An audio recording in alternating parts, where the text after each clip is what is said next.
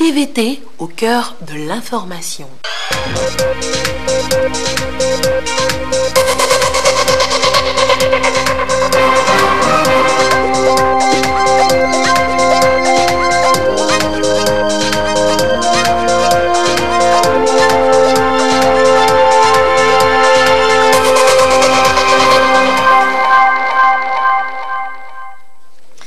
Il est l'heure du journal sur la télévision togolaise. Madame, monsieur, bonsoir. Et voici les titres de cette édition. Faire du Togo un hub logistique international. Voilà la mission assignée au Haut Conseil pour la mer. Et pour y parvenir, des réflexions ne cessent d'être menées, comme celle de ce jour à Lomé. Le compte rendu dans cette édition. Et puis le Gabon veut prendre exemple sur les réussites du Togo en matière de finances inclusives. Une délégation gabonaise a reçu des explications justement sur le FNFI cette semaine à Lomé. Le compte rendu également à suivre dans cette édition. Voilà donc pour les titres.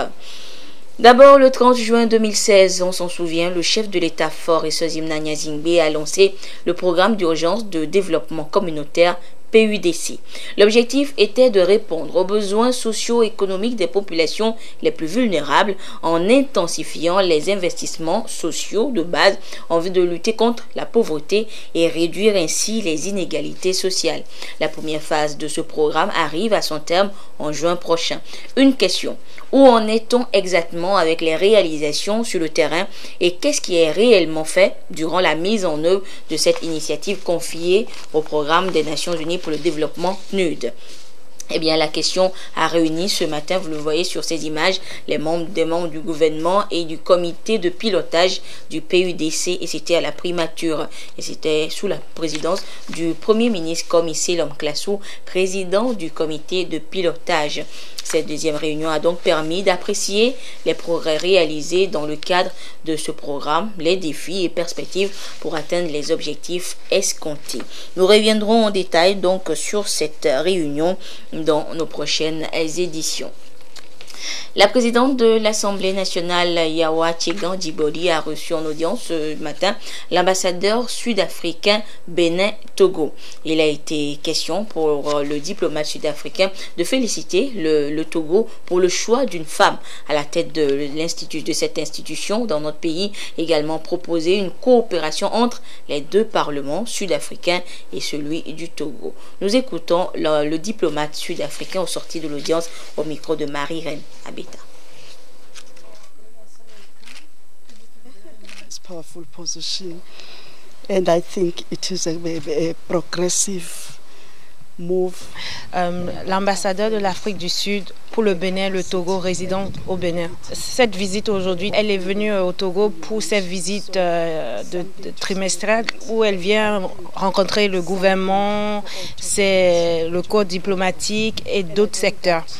Et dans cette visite qu'elle est venue faire, elle s'est dit que c'était très important pour elle de rencontrer la première femme présidente de l'Assemblée nationale du Togo et de cette partie du monde. Et pour elle, c'est un honneur de venir pour la féliciter en son nom, en le nom de l'Afrique du Sud, et lui dit que l'Afrique du Sud est prête à travailler avec l'Assemblée nationale. Elle a parlé avec Madame la présidente de l'Assemblée nationale et elles ont décidé que dès aujourd'hui, elles vont travailler à construire une coopération entre le Parlement sud-africain et le Parlement togolais. Il y a une coopération. Elle essaie de faire venir les hommes sud-africains au Togo. L'objectif de l'ambassadeur, c'est essayer de le faire venir avant la fin de cette année 2019 et aussi voir comment faire partie aussi des hommes togolais qui sont intéressés par l'Afrique du Sud. The program will continue as we have agreed with the president. Les acteurs du monde maritime sont en réunion depuis cette matinée à Lomé. C'est une réflexion sur les voies et moyens légaux pour faire de notre pays, le Togo, un hub logistique international. Les précisions dans ce compte rendu de Yves Agbevivi. Après la modernisation de sa plateforme, l'élaboration et l'adoption du cadre stratégique pour le développement de l'économie maritime, le Togo s'est hissé parmi les États pionniers en matière d'économie bleue en Afrique. Le gouvernement veut transformer le pays en un hub logistique international, ce qui ne peut se faire sans la maîtrise des dispositions légales internationales. Cette rencontre qui se tient à Lomé doit éclairer les acteurs du secteur maritime sur la question. La réalisation de ce hub nous impose des défis juridiques. Toutes ces activités doivent être encadrées sur le plan juridique. Pour cela, il y a des conventions internationales. Nous voulons nous les approprier. Que disent ces conventions internationales? Mais le Togo lui-même doit accompagner ce hub à travers des lois et des règlements qui sont nécessaires à cela. Cette conférence maritime veut y réfléchir. En ouvrant les travaux, la ministre des Infrastructures et des Transports a rappelé aux participants l'importance qu'accordent les autorités togolaises aux projets liés au port autonome de Lomé qui aujourd'hui, grâce aux efforts multiples déployés, joue le rôle de plaque tournante des transactions maritimes de la sous-région. Le rapport de la 5e édition de l'étude du cabinet néerlandais Dynama révèle qu'à ce jour, le port autonome de Lomé est la principale plateforme à conteneurs de l'Afrique de l'Ouest. Le volume qui transite par notre port a triplé en 5 ans. Le taux aujourd'hui est autour de 283%. Dans un contexte où les volumes régionaux ont à peine augmenté. Dans cette perspective, et pour rendre l'action de l'État en mer efficace et durable, le gouvernement a inscrit dans la stratégique numéro 1 du Programme national du développement 2018-2022 la mise en place d'un hub logistique d'excellence et un centre d'affaires de premier ordre dans la sous-région. Ceci à travers l'amélioration des infrastructures existantes et la connectivité multimodale, comprenant notamment les infrastructures du secteur maritime. Les activités exercées sur les espaces maritimes sont fortement encadrées par un ensemble de règles juridiques complexes et variées. À ce sujet, nous attendons beaucoup des échanges qui sortiront de cette assise. Ceci afin de permettre au gouvernement de poursuivre ses efforts dans le renforcement de son cadre juridique et relever les difficultés liées à une application efficace du droit en mer. Placé sous le thème « Quel défi pour faire de l'espace maritime togolais un hub de transport international ?», cette conférence a réuni tous les acteurs de l'action de l'État en mer et doit clôturer ses travaux ce 8 mars 2019. Le nouveau ministre du Commerce, de l'Industrie, du Développement du secteur privé, de la promotion de la consommation locale, Kodjo Adeji, était en tournée depuis hier dans quelques PME-PMI du pays. Il est allé constater le fonctionnement et les activités menées par ces entreprises évoluant dans divers secteurs. Une visite qui lui a permis également de constater par lui-même la contribution de ces PME-PMI à l'économie nationale. Le point avec Luc Assis. De ce champ, Fessi Ananas récolte sa matière première destinée à la production du jus d'ananas bio. Installée sur un espace de 32 hectares à Adangbe dans la préfecture du Zio, cette ferme est détenue par Latelonson Simlen. Ingénieur agronome de formation, il a su asseoir une kyrielle de projets dans cette ferme, élevage des bovins et la pisciculture entre autres. Nous utilisons les cultures qui ont une vertu naturel d'apport d'éléments nutritifs, à savoir les légumineuses et d'autres cultures pour pouvoir rendre plus fertiles nos sols et développer l'ananas sur le site. Et ensuite, ce que nous faisons, nous vulgarisons les techniques là auprès des producteurs. Nous mettons en place des coopératives que nous animons et ces coopératives de producteurs d'ananas, une fois produit l'ananas, nous les revendons. Et sur ce site, nous transformons l'ananas en pur jus. Nous avons un système intégré. Après la transformation de l'ananas, les résidus d'ananas utilisés comme aliment pour nourrir les porcs et ensuite utilisés comme aliment pour nourrir les poissons. La visite du ministre est une reconnaissance pour nous, que nous sommes en train de faire quelque chose du bien, que l'autorité a reconnu. Et également, c'est un signal fort que actuellement nous sommes vus et les autorités sont au courant de ce que nous sommes en train de faire et que nous sommes appelés à mieux faire et à faire davantage. Fessi Ananas est l'une des entreprises inscrites dans les PME-PMI visitées par Kodjo Adedje, ministre du Commerce, de l'Industrie, du Développement du secteur privé et de la promotion de la consommation locale. À quelques kilomètres de là, l'unité de production moderne de jus appelée Jus Délice. Elle optimise les ananas à 65% de leur capacité de rentabilité. L'entreprise a sous son tutelle 20 coopératives et compte créer bientôt 100 emplois directs. Le ministre en charge du commerce et sa suite se sont également rendus à Whiteway et à la société Voltique Salle à Davier. Là, les visiteurs ont eu l'opportunité de découvrir les activités et le fonctionnement de ces entreprises. Ce que nous avons pu constater, c'est que les lignes bougent. Bien entendu en lien avec l'amélioration du climat des affaires. Et nous avons constaté également que plusieurs industries déjà se positionnent par rapport à notre PND et surtout en ce qui concerne l'agro-industrie. Je voudrais parler de l'axe 2.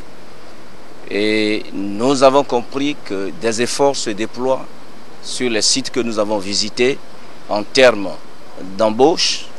Nous sommes allés à Whiteway, on a constaté qu'il y a quand même une progression dans le nombre d'employés.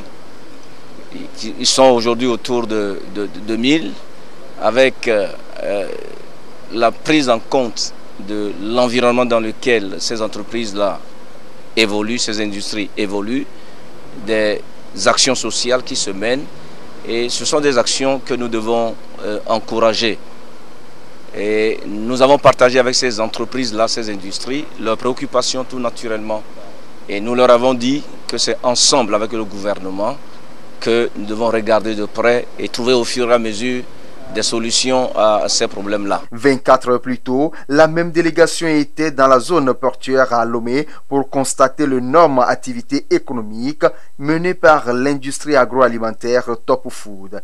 Elle est allée rassurer Stefkos Togo de la disponibilité du ministère en charge du commerce à les accompagner dans la mesure du possible. Nous leur avons également porté cette information relative à l'organisation du premier forum économique Togo-Union européenne, qui devrait leur donner l'opportunité d'échanger avec leurs homologues des 28 pays membres de l'UE et leur donner également l'opportunité d'avoir des projets bancables, puisque nous attendons, le gouvernement attend récolter une centaine de projets bancables qui devraient provenir du secteur privé et qui pourront faire l'objet de B2B.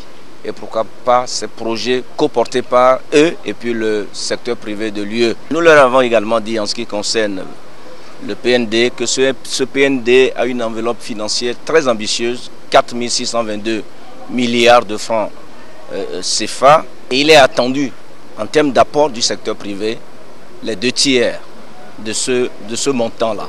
Une sortie de terrain qui visiblement vient galvaniser les entreprises locales à exceller dans leur production en qualité et en quantité pour espérer combler les attentes des consommateurs.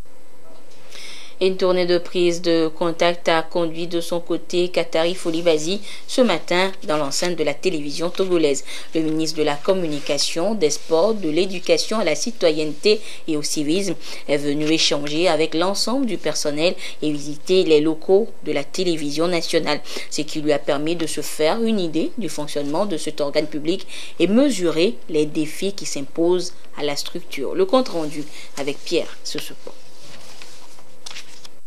C'est sa première visite depuis sa nomination à la tête du ministère de la Communication, des Sports, de l'Éducation à la citoyenneté et au civisme. Katari Folibazi face au personnel de la TVT. Les échanges ont porté sur le fonctionnement de la télévision togolaise, sa numérisation, le processus de son basculement en statut d'office notamment. Actuellement, la TVT évolue en semi-analogie, semi-numérique et au directeur de l'organe de faire l'état des lieux. La TVT est en chantier. Oui, elle fait peu neuve. un bâtiment en fin de construction et un autre en réfection. Celui qui vient d'être construit est un projet chinois qui va abriter à la fois des équipements télé et radio. Le bâtiment en rénovation est l'œuvre de la TVT elle-même et d'une société de la place. La TVT, sur ses propres ressources, est en train de procéder à l'extension et à l'équipement du studio appelé Studio Couleur des Vacances.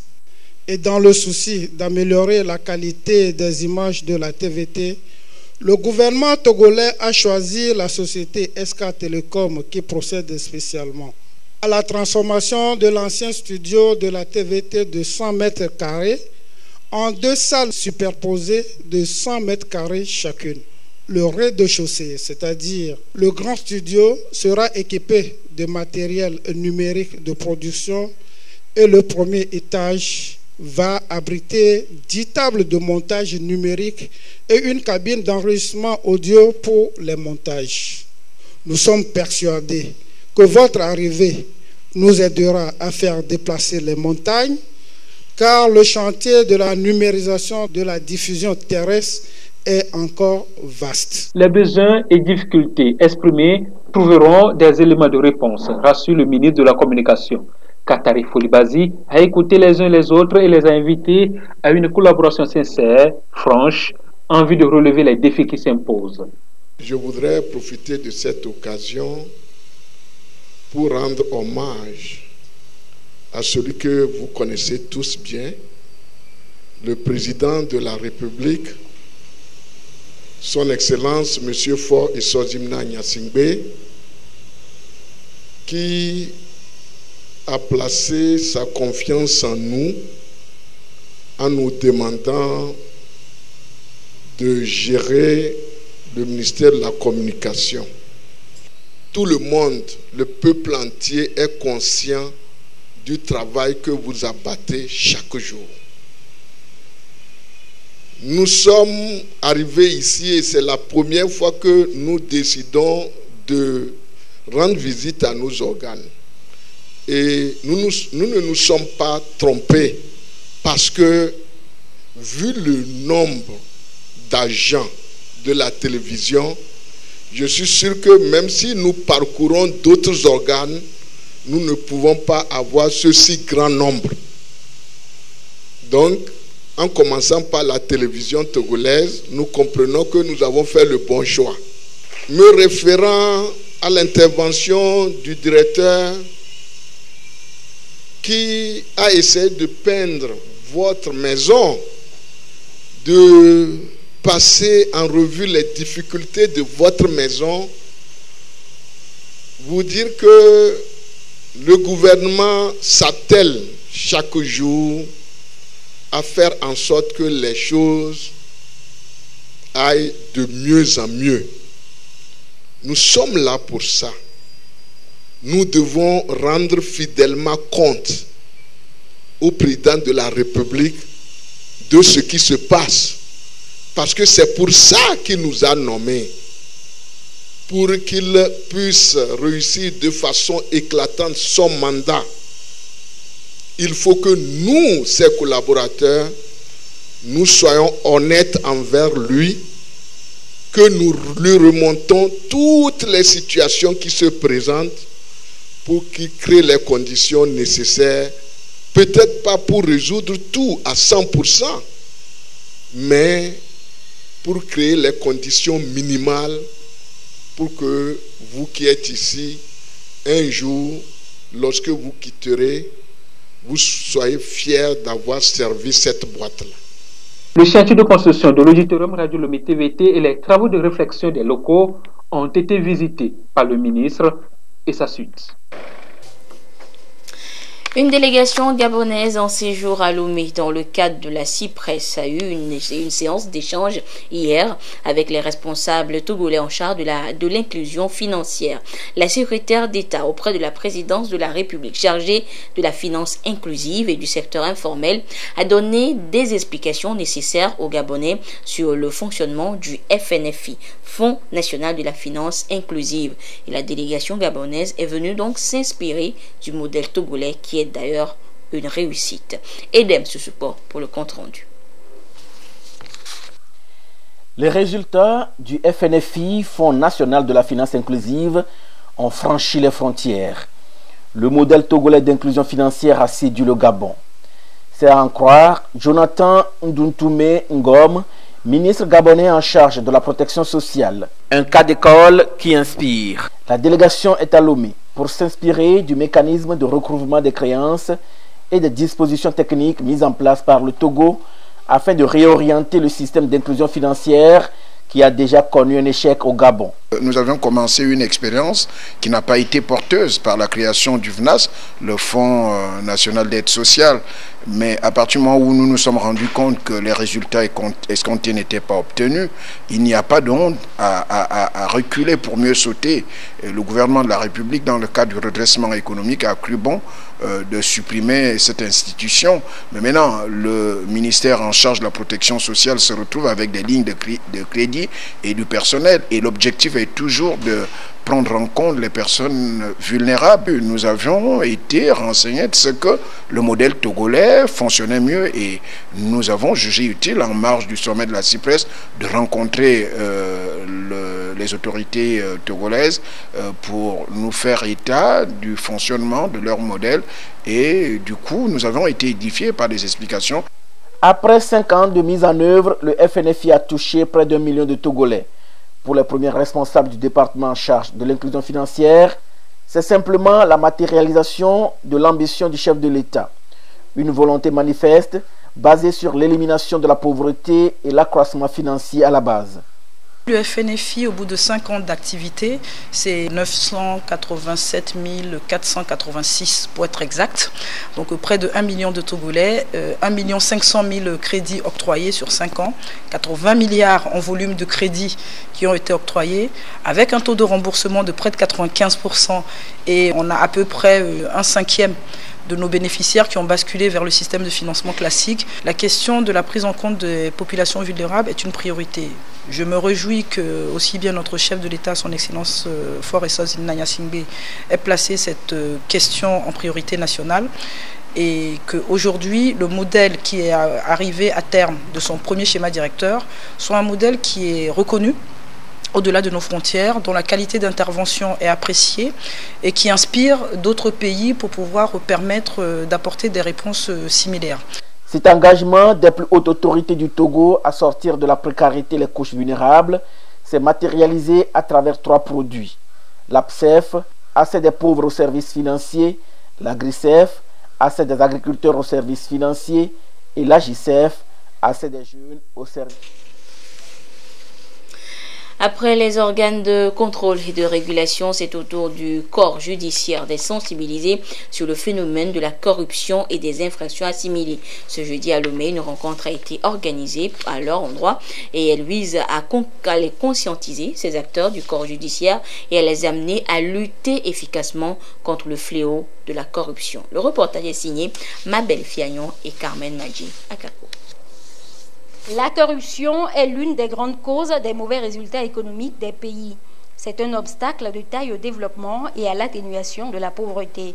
Au Togo, pour efficacement lutter contre ce fléau, la Haute Autorité de prévention et de lutte contre la corruption et infractions assimilées à Plusia a été mise en place. Cette institution veut donc amener le système judiciaire à l'accompagner dans sa mission. Magistrats, avocats, huissiers, bref, tout le corps judiciaire est ici appelé à chasser toute trace de corruption de sa corporation. Cet atelier est destiné à renforcer leurs capacités, puisque c'est de nouveaux textes nationaux comme internationaux, nous allons les entrevoir ensemble. La corruption, c'est en fait un abus de pouvoir pour un enrichissement illicite. quiconque a le pouvoir peut être amené à en abuser. Donc les magistrats aussi sont exposés au virus de la corruption. Pour une mise en œuvre parfaite du plan national de développement PND, il convient, selon le ministre de la Justice, de bien nettoyer le Togo pour qu'il soit économiquement et efficacement plus attractif aux investisseurs. La bonne collecte et le bon usage des deniers publics sont au cœur de l'action gouvernementale sous la haute impulsion de son Excellence Monsieur le Président de la République. Ainsi, après avoir ratifié les instruments juridiques internationaux, notre pays s'est engagé posément, mais sûrement, dans le processus d'implémentation des mesures pertinentes que ceux-ci prescrivent. L'opérationnalisation de la Cour des comptes, la création de la cellule nationale de traitement des informations financières CENTIF, l'inspection générale des finances, l'inspection générale du Trésor, la cellule du climat des affaires et l'Office togolais des recettes expriment mieux l'engagement du gouvernement pour la bonne gouvernance économique et financière. Les participants vont donc partager leurs expériences et formuler des recommandations afin de faire du corps judiciaire togolais un véritable secteur du développement. Depuis quelques décennies déjà, le monde entier célèbre la Journée internationale des droits de la femme le 8 mars de chaque année. Le thème retenu pour cette 42e édition est « Penser équitablement, bâtir intelligemment et innover pour le changement ». Au Togo, les débats sur cette journée seront plus axés sur le thème « Femmes et gouvernance locale ». Et à quelques heures de la célébration du 8 mars, demain donc, la ministre de la Promotion de la Femme lance justement un appel à cet effet. Le compte rendu avec Carmen Madjé Akapo. Demain 8 mars, le monde entier va célébrer la femme pour la 42e fois consécutive. Elles seront à l'honneur, ces mères de famille, dirigeantes d'institutions et cadres de sociétés entre autres, pour leur contribution à la vie sociale et au développement. Les réflexions cette année sont orientées au plan international sur le thème « Penser équitablement, bâtir intelligemment, innover pour le changement ». Une thématique qui répond parfaitement aux exigences des ODD dans la perspective d'une planète 50-50 en 2030. Pour sa part, le Togo, dans sa vision de promotion de l'inclusion humaine dans tous les domaines, entend garantir à l'horizon 2030 la participation entière et effective des femmes et leur accès en toute égalité aux fonctions de direction dans la vie politique, économique et publique. C'est pourquoi le thème « Femmes et gouvernance locale » a été retenu au plan national au regard des prochaines élections locales dans notre pays. Ce thème cadre non seulement avec l'ODD 5.5, mais s'inscrit aussi parfaitement dans l'axe 3 du plan national de développement PND 2018-2022, entièrement consacré à la consolidation du développement social et au renforcement des mécanismes d'inclusion. À quelques heures de la célébration de la Journée internationale de la femme et au moment où le Togo se prépare à enclencher le processus de décentralisation, un appel est ici lancé par le ministre en charge de la promotion de la femme. Je voudrais ici encourager vivement les femmes à se porter candidates et à prendre part activement à ces consultations. Pour cela, elles méritent d'être soutenues par leurs proches. Ceci n'est aucunement un défi lancé aux hommes.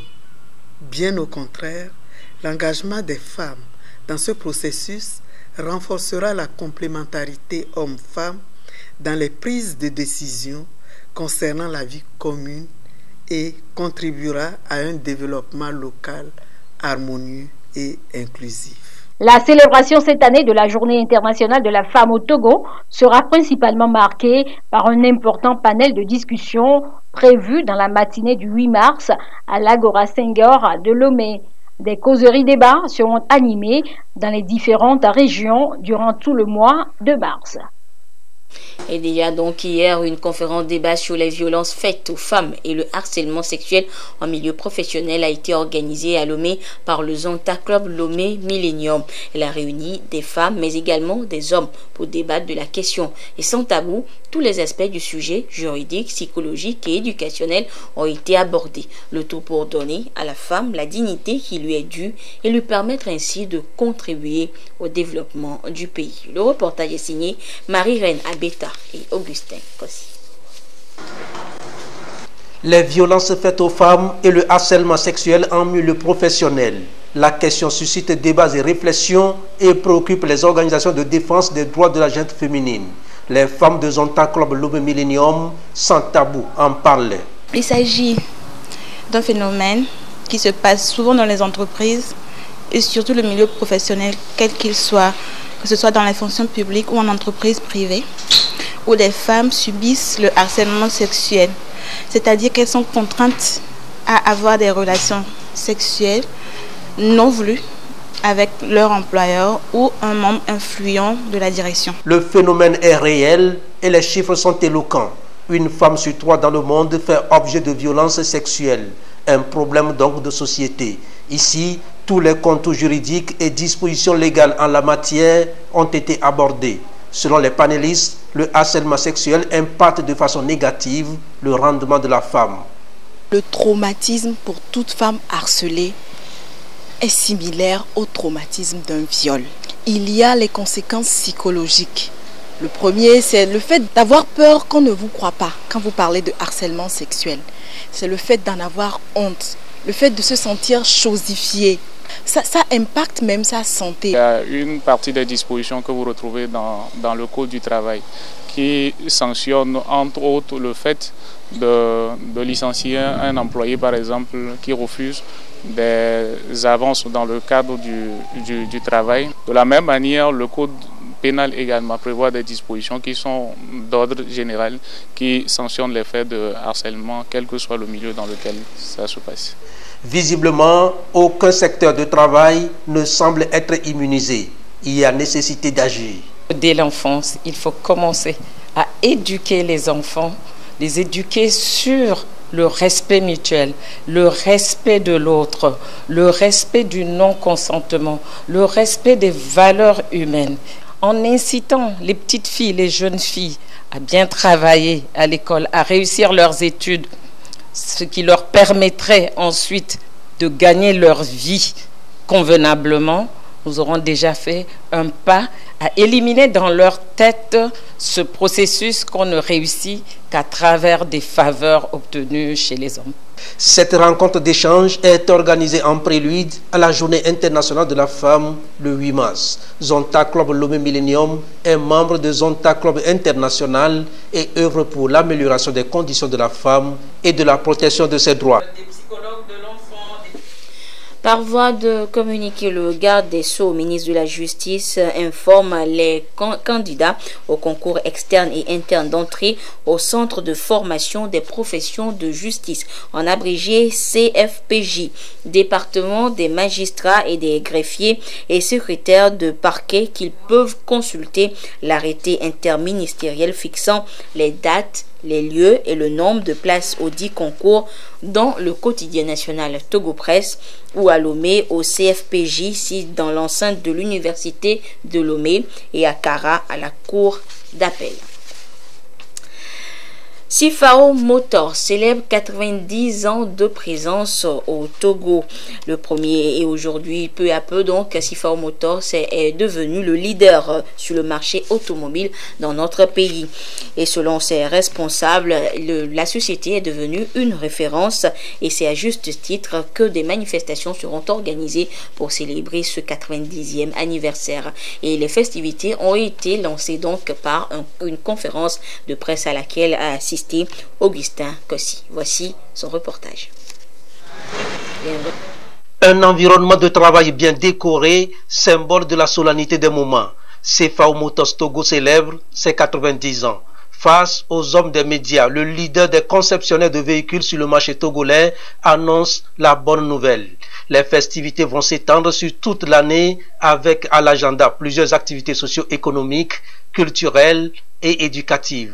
L'objectif donc c'est de vous présenter le groupe CFAO et de fêter tous ensemble donc ces 90 ans de présence au Togo du groupe CFAO, pas que de CFAO Motors, de la présence du groupe CFAO au Togo, et de vous présenter donc le fil conducteur de toute l'année.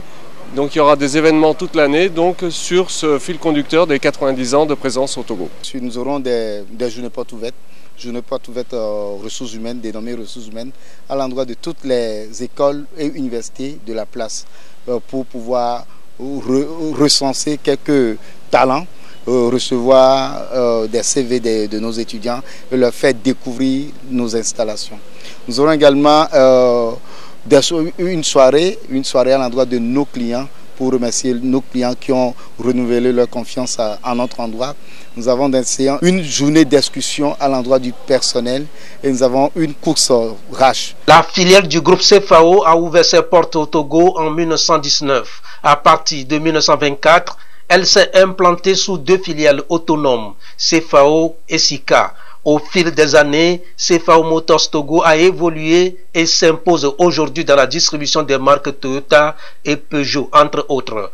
Elle opère notamment dans les métiers de l'automobile, la pneumatique, la production industrielle, la technologie et l'énergie. Donc les différents services donc aujourd'hui qui sont donc au Togo, donc au travers de l'automobile, donc on représente 2 marques, donc Toyota et Citroën.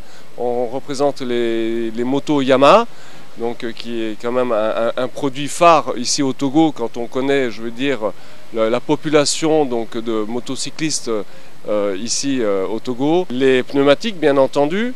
La répartition donc des produits pharmaceutiques pour toutes les officines donc présentes sur l'entièreté du territoire. CFAO Motors est présente dans une trentaine de pays dont le Togo. Elle est une société responsable et investie dans plusieurs domaines, en l'occurrence l'éducation, la santé, les partenariats locaux, de même que la protection de l'environnement. Nous sommes jeudi et notre ami de tous les jeudis donc nous a rejoint sur ce plateau pour la traditionnelle page des sports. Il s'agit de Claude Amar. Claude, bonsoir. Bonsoir Anita. Et Claude, au rang des activités sportives prévues pour ce week-end, on aura le championnat national de football de première division. Effectivement Anita, la compétition sera à sa 19e journée. 7 matchs sont au programme. C'est le cas entre autres des rencontres Asko Gomido Akara et Dito Buketi sur le stade de l'état-major de Fatah Agoué. Un avant-goût de tout ceci avec Aflim Johnson.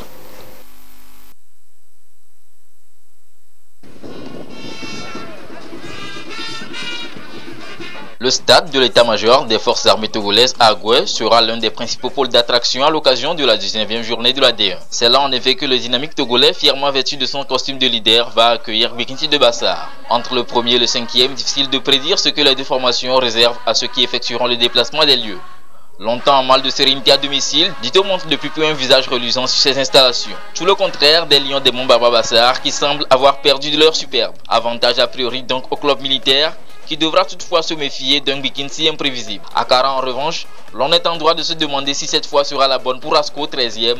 Et pour cause, faire face à Gomido de Palimé 4e ne sera pas une mince affaire. En revanche, Gomido aussi a habitué ses supporters à des performances en dents de 6-7 saisons. En tout cas, Gomido Asko rencontre très indécise. Pas encore à l'abri d'un danger, l'Est Togo Port 10e quant à elle débarque ce week-end à Chamba où l'attend Korekimetete local 8e. Plus rassurant récemment, le 12e Golo Soudanero se rend pour sa part à Sokode chez les guerriers de Tchaoudjo. C'est Massi 9e oui, mais hésitant. Le 19e acte de la D1, ce sont également 3 autres matchs. Ange ASOT Hanochin, Sarah Fouadan du côté de Bafilo, puis Maranata ASCK à Romé. En deuxième division, la zone nord ayant clos ses portes, seules les équipes de la partie méridionale sont concernées par le championnat cette fin de semaine. Une 17e et avant-dernière journée de la D2 zone sud dénuée de suspense, vu que le club d'attaque Pamey Ifodje est le résolu pour disputer la D1 la saison prochaine. Ifodje qui sera d'ailleurs à Lomé face à Agaza le 3e dans un match qui compte juste pour le plaisir des spectateurs. Éclat du football féminin pour boucler cette page des sports, l'université de Kara a remporté le 23 février dernier à Sokodé la coupe des 20 ans d'existence du complexe protestant Philadelphie de la localité, et ce en battant en finale le lycée de Bafilo par 5-0. Organisée par la section locale de l'église des Assemblées de Dieu du Togo, cette compétition qui a rassemblé 8 formations féminines des régions centrales de la Kara se situe dans le cadre de la célébration des 20 ans du complexe protestant Philadelphie de Sokodé. L'université de Kara en maillot vert et le lycée de Bafilo en jaune, l'affiche de la finale du tournoi des 20 ans d'existence du complexe protestant Philadelphie de Sokodé. Un duel qui a été fatal malheureusement aux jeunes lycéennes de Bafilo, obligés de retourner réapprendre les fondamentaux du football. 5 buts contre 0, les étudiants de l'université de Kara ont été sans pitié devant leurs cadets du lycée de Bafilo. Falila Kenam ouvre le compteur but de l'université de Kara et s'offre un triplé. La sentence sera achevée par Koussao Rennes, auteur du 4e but, et Passou Rennes pour le 5e. 5-0, les lycéennes de Bafilo ont bu la bulle locale jusqu'à la Lie, laissant leurs aînés de Kara repartir avec Dame Coupe. C'est le travail qui a payé. Nous avons pris beaucoup de temps pour préparer ce tournoi et aujourd'hui ça s'est payé. Donc nous remercions les organisateurs, l'université de Kara qui nous a permis de nous déplacer et aussi le coach. Et nous allons travailler encore plus pour les prochaines éditions. Une occasion pour le complexe protestant Philadelphie de Sokodé de réaffirmer sa volonté de poursuivre son œuvre, celle de la formation des futures élites togolaises. 20 ans dans la vie d'une institution, ça vaut la peine de le célébrer. Nous voudrions profiter de cette occasion pour dire un grand merci à Dieu, dire merci au président de l'Église nationale de l'Assemblée de Dieu et à notre directeur national des écoles et aussi à tous les acteurs qui apportent leur contribution pour nous aider dans le travail ici. Et nous voudrions par ce biais dire au monde de Sokodé que notre école est toujours ouverte pour un bon encadrement, d'envoyer leurs enfants. Et pour l'avenir, nous voulions davantage œuvrer pour un meilleur encadrement. Une issue de la compétition marquée par une pluie de récompenses qui a bien mouillé les finalistes de Bafilo et les vainqueurs de l'université de Kara. Avant l'apothéose, une caravane dans les artères de la ville de Sokodé et une journée de réflexion ont été organisées pour marquer les 20 ans d'existence du complexe protestant Philadelphie de Sokodé. Et Claude, de quoi annoncer en pompe la journée du 8 mars. Oui, Anita, j'en profite justement pour te souhaiter une bonne célébration de la journée internationale de Vaudois. Merci beaucoup. Jean-Kofi Dédi tiendra en haleine les passionnés du magazine Sport et Déco. Merci beaucoup Claude, et on se donne rendez-vous jeudi prochain pour un autre point sur l'actualité sportive. Et ainsi se referme cette édition. Merci de votre fidélité à la télévision togolaise. Excellente suite de nos programmes. Au revoir.